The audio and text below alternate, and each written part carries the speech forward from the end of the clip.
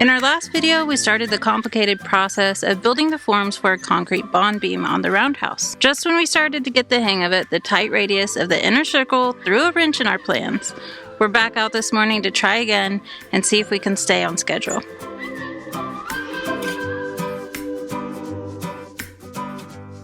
Good morning, friends. I've been a little busy the past few days, going up and down the scaffolding 4,000 times.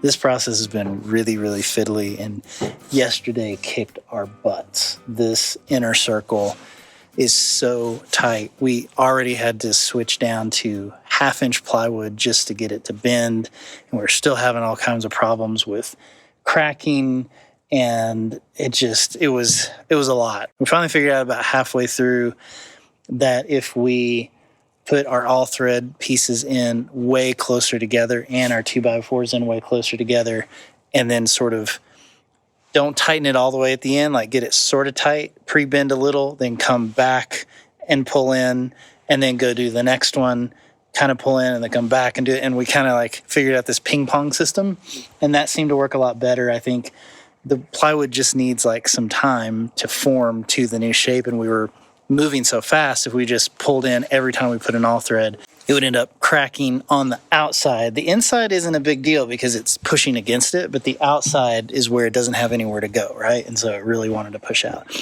Anyway, we had a hard discussion this morning. I don't think we're going to be done in time for the scheduled pour on January 5th because this wall took so long. It kind of threw us off schedule, and Ashley's dad just doesn't want to be like super rushed near the end. So we're going to try to figure that out this morning, see if we can push it back a couple of days. We'll finish the inner circle today. We just have that little piece over there, and then we got to do the hallway circle, which is not nearly as tight. I think it'll go a lot faster. But then the problem is we have to set all the plates for the bar joists, and that's going to be really fiddly, and there's a lot of them, a lot of up and down, and it's just like the sheer number of them that we're worried we aren't going to have enough time to finish by Sunday night. So we're out here early. We're doing some pre-work before other people get here. We're trying to mark where those plates are going to go in all the places that we can, and we're trying to get all these like little things done when it's kind of quiet in the morning before things get crazy later. Also, can we just talk about the fog that's been here every morning? It's been really humid, and whenever it does that, this whole valley behind us fills up with fog. And it actually reminds me a lot of like San Francisco, because there's all these little like islands poking up out of the fog, and it looks like the ocean. So one reason this area is called the Sky Islands, which is kind of a fun little fact. But yeah, when you're up this high, you can really see down into that valley. It's pretty nice. It is hanging over a bit, but I don't know if that matters. That's okay. That one's going to be a slider. It needs to slide. And up here, I need to come up exactly 1 inch and 5/16. An inch and 5/16.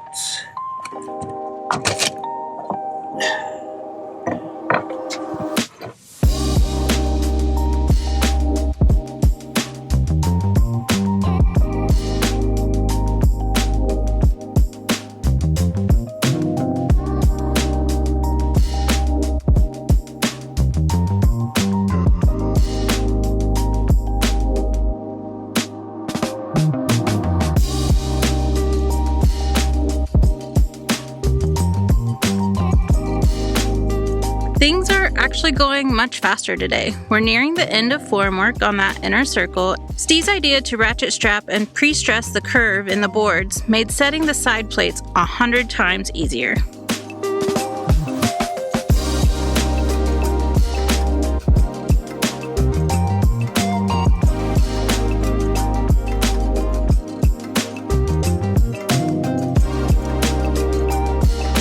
The most difficult part on this inner circle is creating the end of these forms that will encase the beam. But not to worry, my dad has a plan and he always seems to know exactly what to do. Towards me. The board needs to slide towards me until it hits.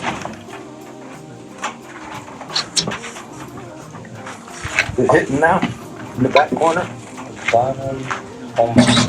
But Now we're going to fly through this hallway. Andrew and Tiffany have been such a huge help on this process, and Steve, and of course our friend Tom and our kids. It was so nice having enough people out here to have multiple steps going on at the same time. Guys, today's video is sponsored by Jackery because we need to cut these 2x4s and these 2x8s as quickly as possible, and in order to do that, we need to do it right here on site. Like we said before, the Home Power 3600 Plus is the perfect mix of power and portability. It's super easy to roll around, making it the perfect choice for running our miter saw right here at the roundhouse while we're trying to get these bond beam forms finished in time. How much power does it actually have?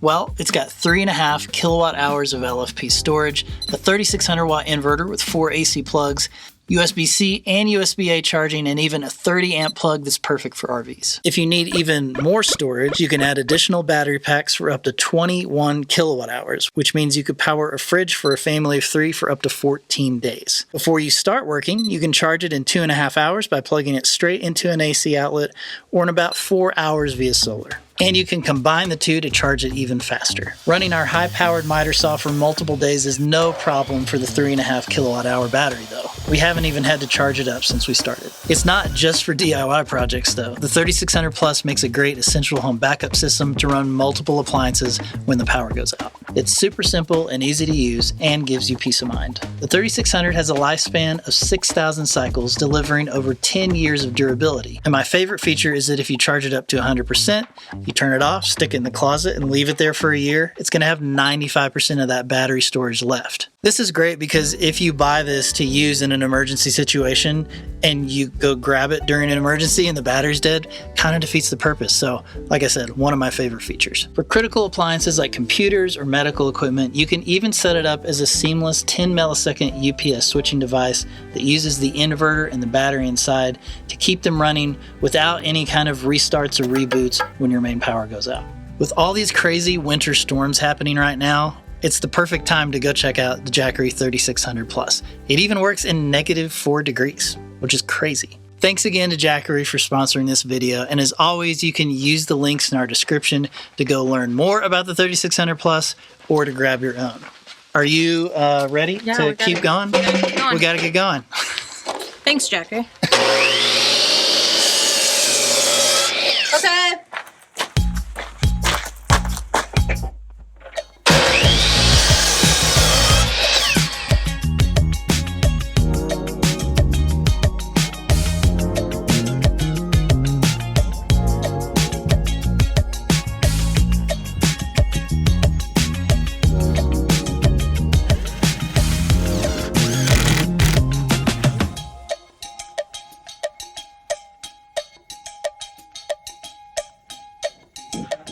I don't know if you can see it, but we have pink string coming up off of the inner circle, hitting the hallway circle, and attached to the outer circle.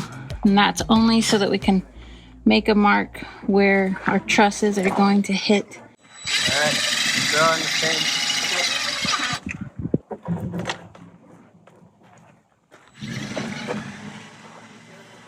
It's like 2:30 and they're almost done with all the form work.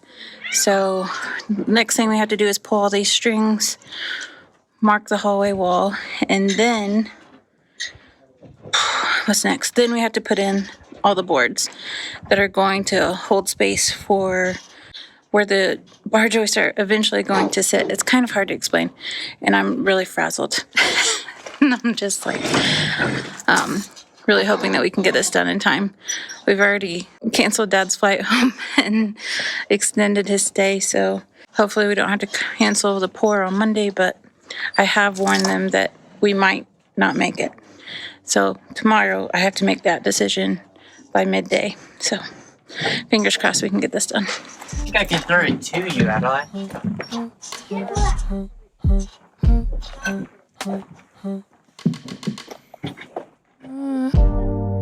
Lately I've been staring at the dark. Turn my inner demons into art. Struggle with the pain inside my heart. After all help left for the day, we continued getting as much done as we could, pulling all the string lines and making sure all the points are marked for installing the angled plates tomorrow. Finally, it was too dark to see, and we called it quits for the night.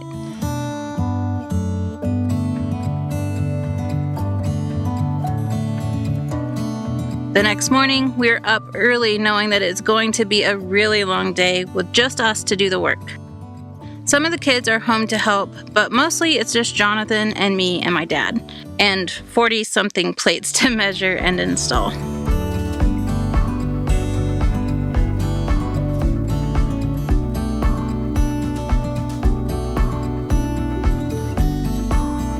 Now, one thing that we haven't been good about lately is showing you our animals. And to be honest, it's because Adelaide does most of it out here. So the goats are hers, the horse is hers, the cats are hers. So I just thought we'd give you a little update on what's going on here on the homestead. This is Arlie. She's our biggest mini Nubian, and we're unsure if she got bred last fall. She's much taller than our other mini Nubians, so there's a chance that the buck we brought in couldn't get the job done. Then we have this little white lady sorrel. She was bred last fall, and this will be her first kidding season, so we're excited to see her baby soon. And this is Bailey. She's no stranger to kidding season, and she's such a good mom. She's going to do great this year. And these are the two retired nanny goats, Mabel and Faye. They're here to live out their best life and enjoy the grandkids running around. And of course, Bailey needs more pets. Maybe gave us cute babies last spring, so she's sitting this season out and resting and enjoying not being pregnant. And Friday is hiding back here, also had babies last spring, so she's off this season too. If all goes to plan, we'll have lots of kids running around mid-March.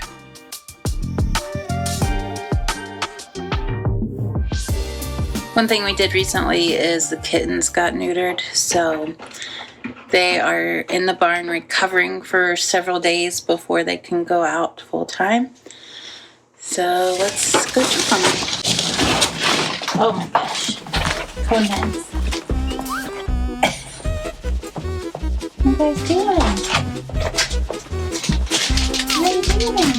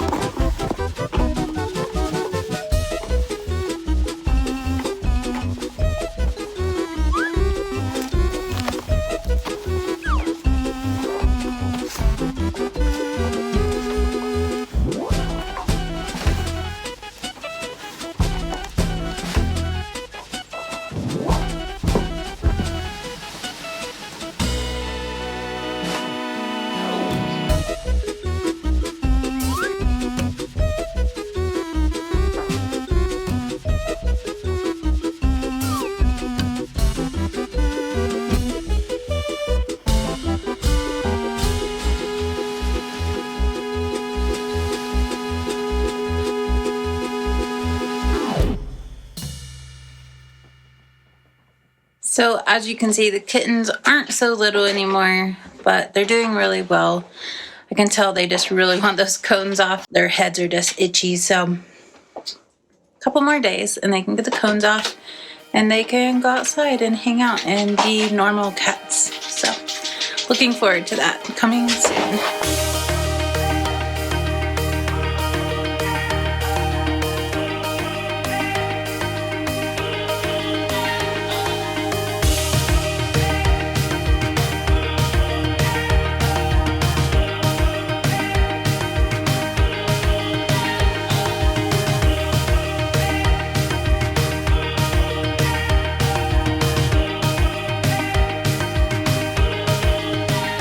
Rue is also doing really well out here. Adelaide gets to work with her as much as she can. Next big thing that we need to do for her, though, is to fence off about an acre or two. just so she has like a little paddock where we can let her out for a few hours each day so she can graze and just have more room to like run around.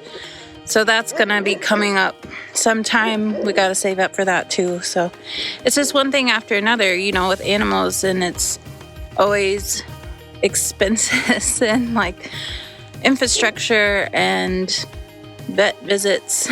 So, and I know a lot of you guys are asking too about the doodles, and they're fine. They just are in the Airstream most of the time because Cloud and the doodles do not get along. So that's why we built the doodle pen, because Cloud was attacking them.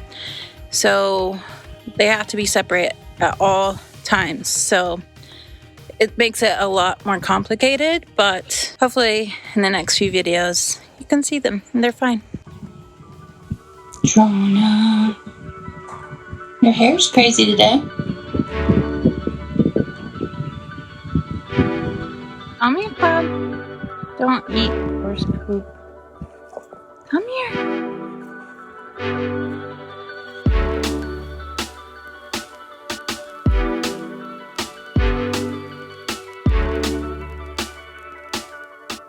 And we can't forget my favorite cat. This is Yumyan. He's doing good. He sneaks in the Airstream every chance he can get. He's just cold. So sometimes he comes in the shed and hangs out on the bed for a little bit. Kids always make him get out of the Airstream though. Dogs get crazy. So this is my favorite cat. He's so sweet.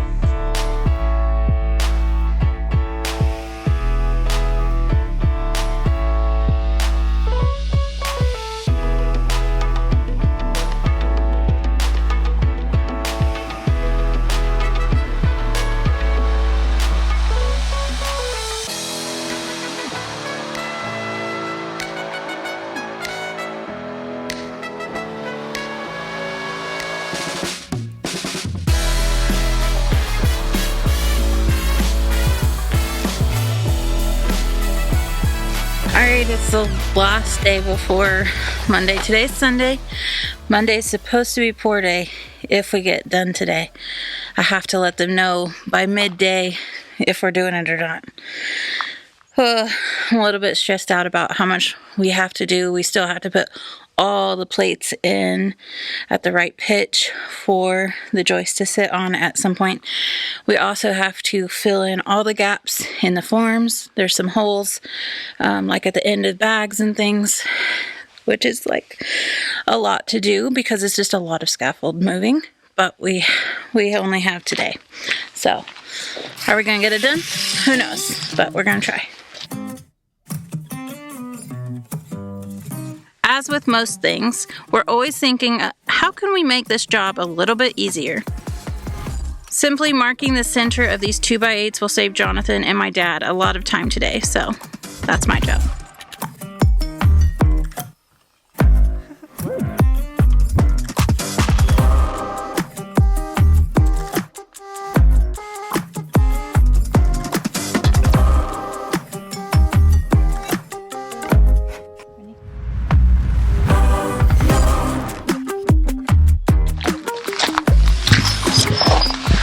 Okay, so my job today is going to be marking the center of all these 2x8s that are going to be the plates where the joists sit. We're cutting them on a bevel because we're setting them at the same angle that the pitch is. It's kind of confusing. I don't know how else to explain it. Anyway, I just got to mark the center because we have strings pulled.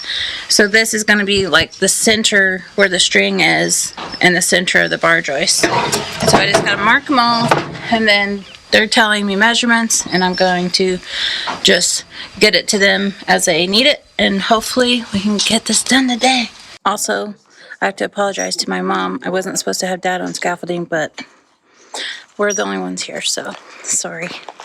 He's doing good, and we're keeping him safe.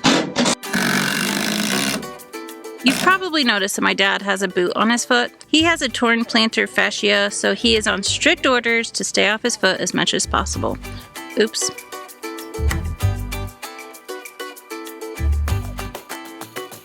The center on the outside. I'm gonna do the ladder. Actually, no. Sorry, Jax. We're a little scattered, sorry. Gosh, this is not safe. It's fine. It's perfectly safe. It's safe on the ground, it's safe on the scaffolding. What is this doing here? Take a look. Somebody get that?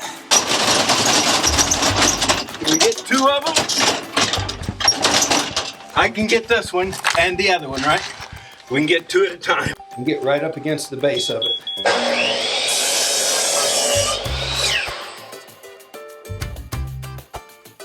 Okay, right there on that side. Didn't you play softball? I was stressed out. Lead with your left foot. I'm stressed out. Babe, the next one's 14 5/8. Okay.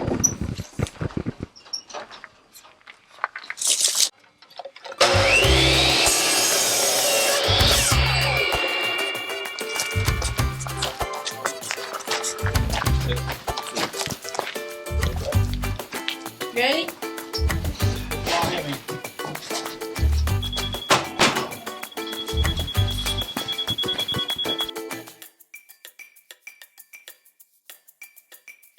15 5/16. Yeah, do we have a scaffold in the bedroom? It's in the hallway, and that Okay. one has to go to the bedroom. All right, ready? Yep. Here we go.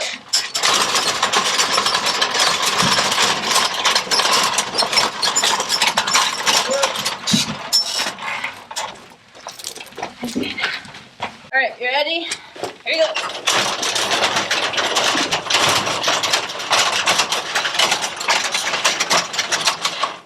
Oh, hold on, there's a lot of mud, so I gotta lift up. Hold on, I gotta get out before I get smashed. Alright, you ready? That's close enough. Have you got a mark on your side? Oh my goodness. Problem, Jonathan? Well, that's some stuff in a way.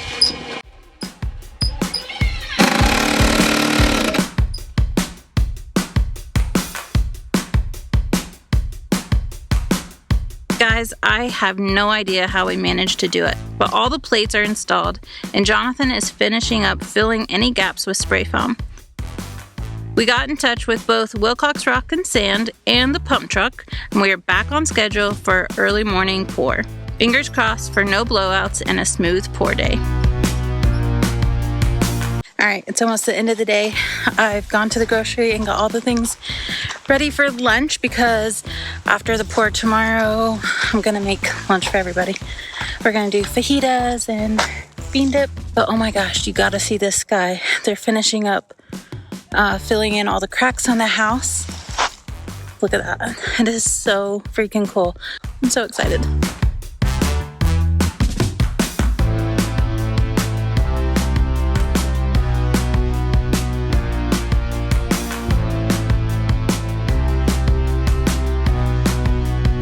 Hi, Wachima.